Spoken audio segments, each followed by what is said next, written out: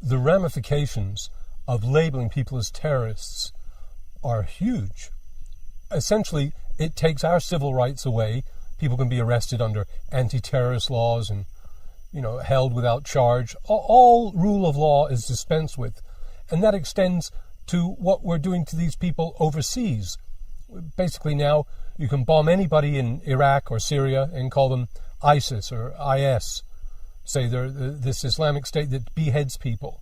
In other words, you can carry out a policy of genocide and always use this as an excuse. Now, the purpose of these wars is largely to uproot people, destroy their tradition, their history, their culture, and make them refugees.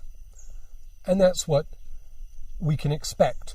We can expect massive bombing raids, collateral damage, like we see in Gaza, children and women, and destroy this Arab culture. And also, almost daily, there are bombing raids going on in Afghanistan. It is the same there. It's a policy of genocide against the Afghanis. We've killed millions and millions of Afghanis and Iraqis over the last few years.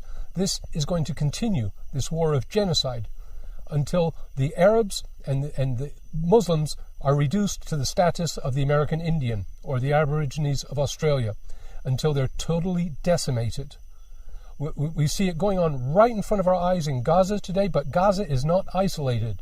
It is the same thing going on everywhere else. Gaza is the most densely populated place on earth. They are all refugees. They're all thrown off their land. And there are so many Americans that are ready to stand up for Israel and say these Palestinians are guilty. I don't know what they're guilty of.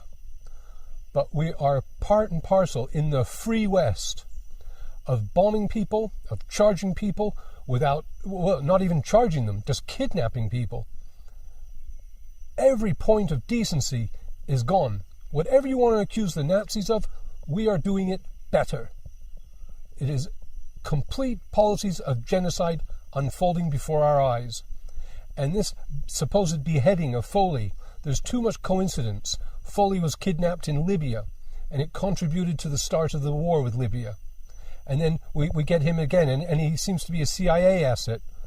And there are good videos on this, which I'll put in the description. But very few people are prepared to stand up and say, but it's a hoax. It wasn't really Foley that got killed. I mean, you'd expect press TV and, people pro-Assad, you'd expect them to be shouting and screaming about this.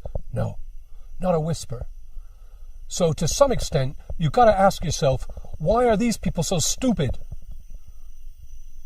to not say a hoax is a hoax and a lie is a lie? Why are they playing along with the Zionist narrative? Do they think they're going to come out on top? They're not. They're going to come out buried. They're going to come out destroyed.